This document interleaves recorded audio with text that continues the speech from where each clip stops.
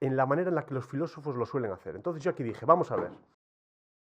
El mundo académico y universitario está totalmente podrido. Este es uno de los libros que he estado leyendo esta semana, y las primeras 20 páginas, tengo que reconocerlo, me han sacado de mis casillas. Es un libro de filosofía que se cuestiona si, en un intento de ayudar a los más desfavorecidos, Occidente ha empeorado aún más las cosas. Antes de nada, un pequeño inciso. Estaba ahora editando el vídeo y me acabo de dar cuenta de que la calidad de imagen no es muy buena, sino que a veces se ve un poco a golpes. Pero hay buenas noticias, el audio está perfecto. Lo que ocurrió es que he intentado utilizar por primera vez una capturadora de vídeo y se ve que no ha salido muy bien. Pero bueno, el audio ha quedado perfecto y el vídeo funciona perfectamente. Además es que lo quería subir hoy porque aún tengo que grabar el podcast para el fin de, así que os lo dejo igualmente. Espero que lo disfrutéis, gracias. No voy a comentar todo el libro porque todavía no lo he acabado, pero lo que sí voy a hacer es un comentario sobre las primeras páginas del libro que muestran la podredumbre del sistema universitario en todo el mundo. Bueno, para no darle más vueltas voy a empezar contándoos qué es lo que pone aquí al principio del libro. Se trata del prefacio. Mi edición está en inglés, así que os lo iré traduciendo sobre la marcha y luego ya lo corto cuando edite el vídeo.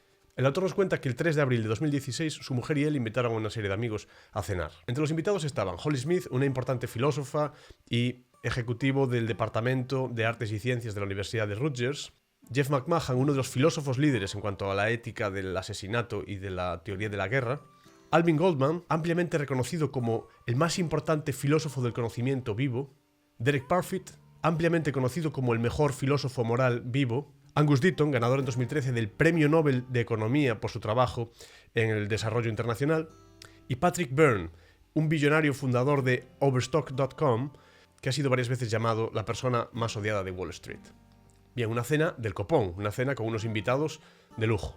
En las siguientes páginas, Temkin nos cuenta que los invitados y él empezaron a hablar del famoso problema del estanque de Peter Singer.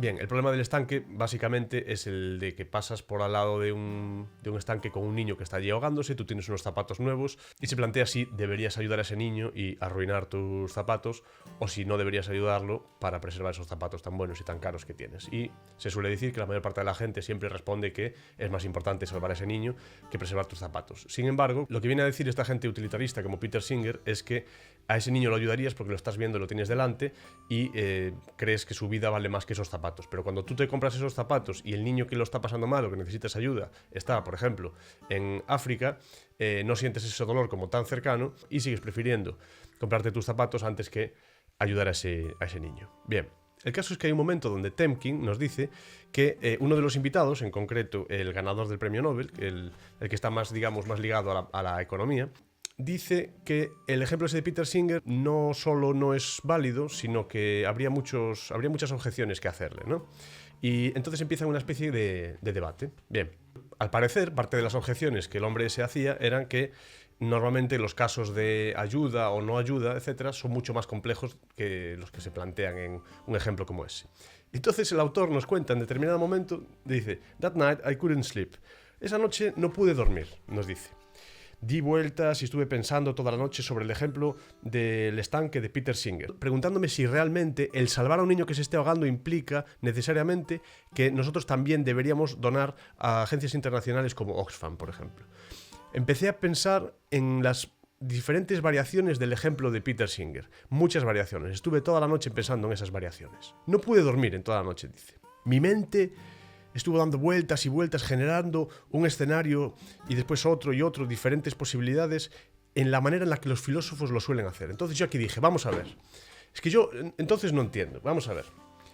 En esa mesa están el mejor filósofo moral del mundo mundial de la historia de la humanidad, el mejor filósofo del conocimiento de la historia de la humanidad, del departamento de la universidad, de las galaxias, de no sé qué, lo mejor de lo mejor, el premio Nobel de no sé qué, de tal, el mejor filósofo conocido por ser el jefe del departamento de filosofía de la universidad, de no sé qué. Está lo mejor del mundo, está en esa mesa. Están los mejores filósofos del mundo, filósofos morales, filósofos del conocimiento, la mejor gente del mundo está cenando ahí y tuvieron que esperar a 2016 para finalmente, en una cena, un tío que se plantee que quizás, o sea, de todas esas megamentes, todos esos megadepartamentos, todas esas universidades, toda esa gente, a nadie se le había ocurrido que quizás un ejemplo como ese no pudiese aplicar a los casos reales de lo que tiene que ver con la ayuda, con la solidaridad, con la caridad y con los diferentes sistemas de salvaguarda de las personas que más lo necesitan. No se les había ocurrido hasta ese momento. O sea, hasta entonces, todo lo que había dicho el utilitarista de Peter Singer había ido a misa.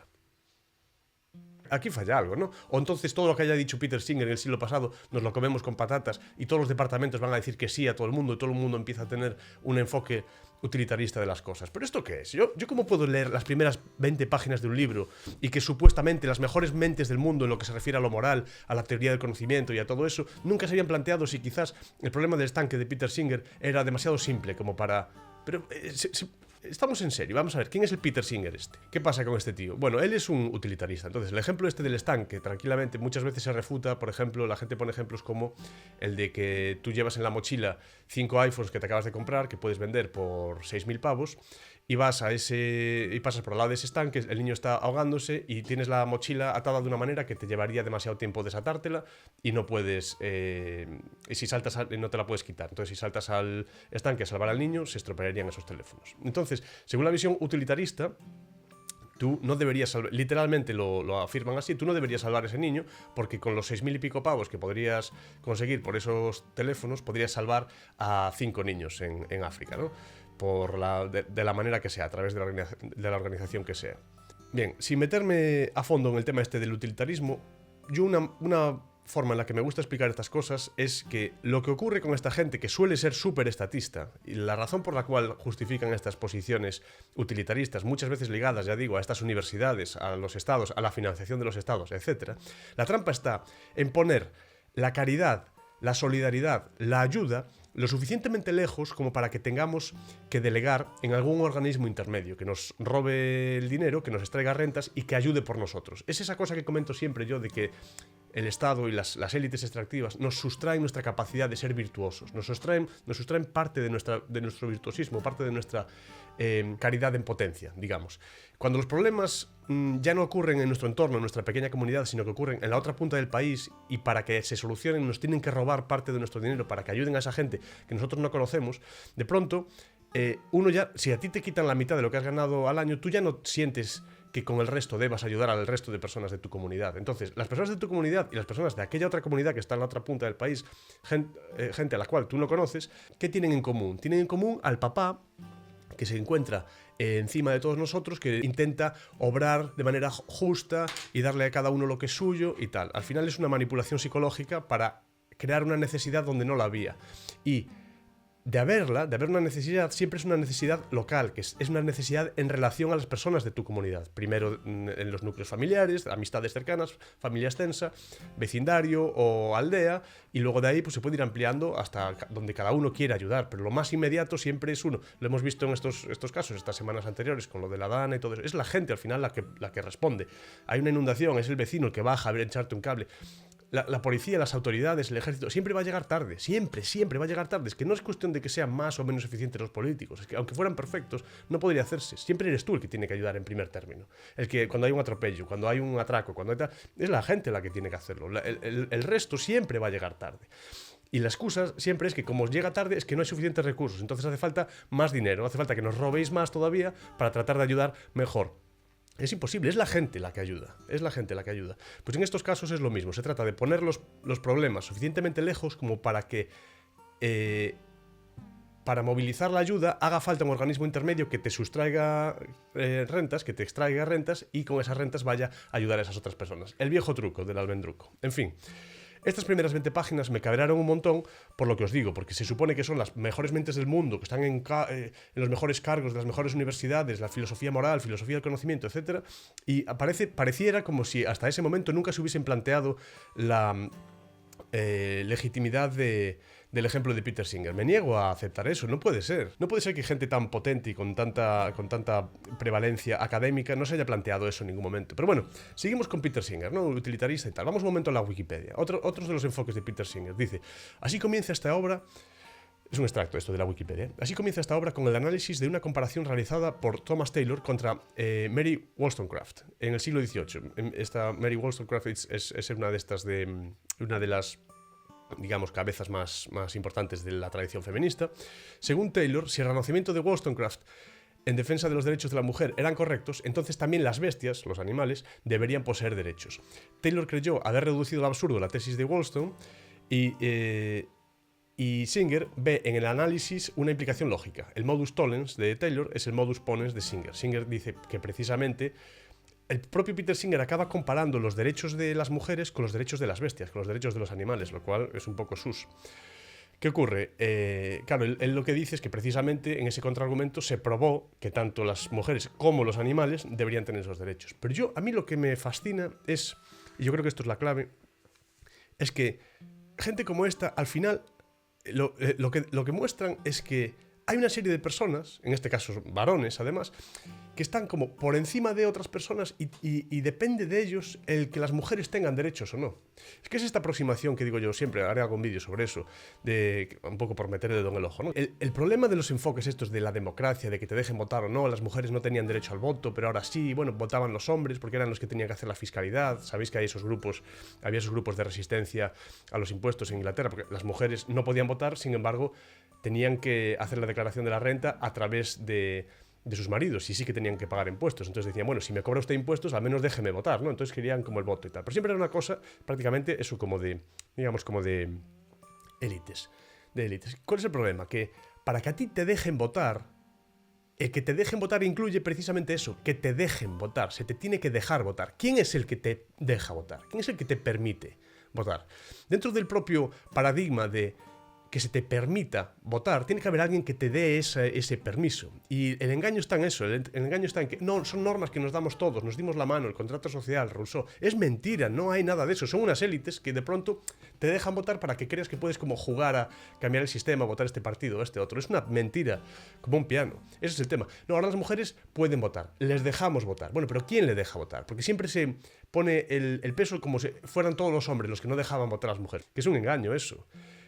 Ahora a las mujeres les dejamos votar. ¿Quién? Las élites. Cuando les empezó a convenir. Porque cuando no les convenía, sabemos perfectamente cómo, si no me equivoco, era el Partido Socialista quien se oponía al voto femenino a principios del siglo pasado, porque se sabía, o ellos estimaban que las mujeres, la mayor parte de las mujeres en el país teóricamente eran un poco tradicionalistas o conservadoras e iban a votar a otros partidos. Entonces era, no, que no voten las mujeres, no vaya a ser que perdamos nosotros el poder. Siempre es lo mismo, les importa un bledo que la mujer pueda decidir, que no, que el hombre pueda decidir, les da igual. En este caso es lo mismo, bueno, creo que he llegado a una conclusión en la cual finalmente creo que las mujeres sí tienen derechos. ¿Pero qué dices? Pues lógicamente que los tienen, pero no te compete a ti decir si las mujeres tienen derechos o no. ¿Qué manía tienen estas élites intelectuales y los políticos de tú sí tienes derechos? No, tú no los tienes. Como si dependiese de ellos que las personas tengan derechos o no.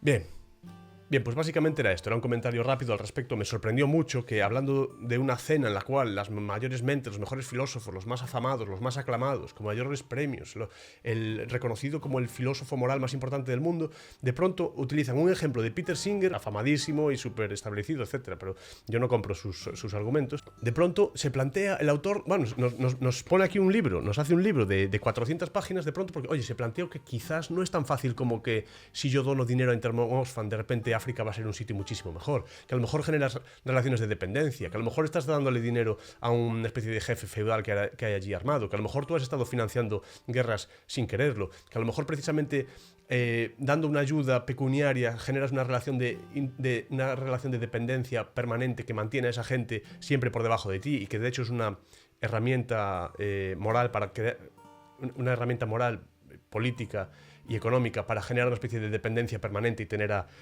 gente por debajo de ese umbral para siempre y en cierto modo tener siempre mano de obra barata en caso de que esas personas vengan a estos países, etc. ¿Pero qué me estás contando? Pues lógicamente que es mucho más complejo que todo eso. Lógicamente que la ayuda no funciona así. ¿Y sabéis dónde se pierde el detalle?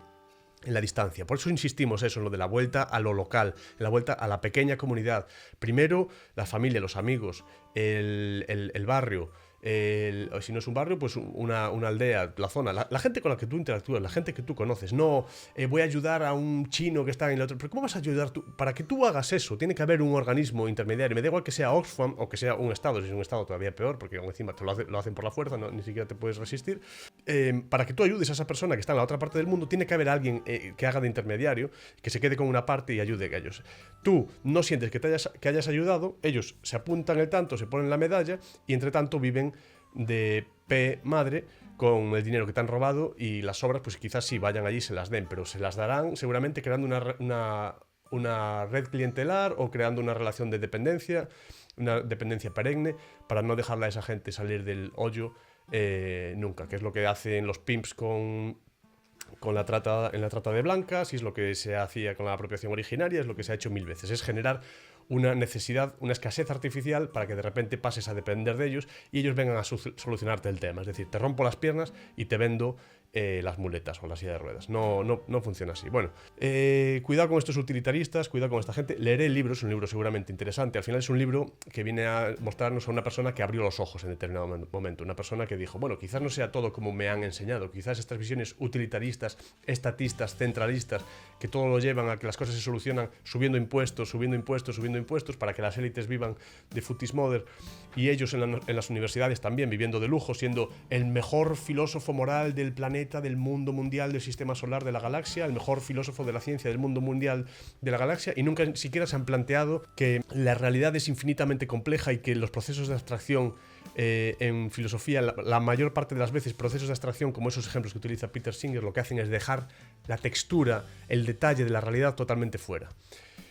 En fin, sentí que tenía que comentar esto porque ya está bien de que nos tomen el pelo. Y nada más, decidme qué opináis en comentarios, son estos casos que se encuentra uno. Muchas gracias por escucharme y nada, nos vemos en el próximo vídeo. Hasta pronto.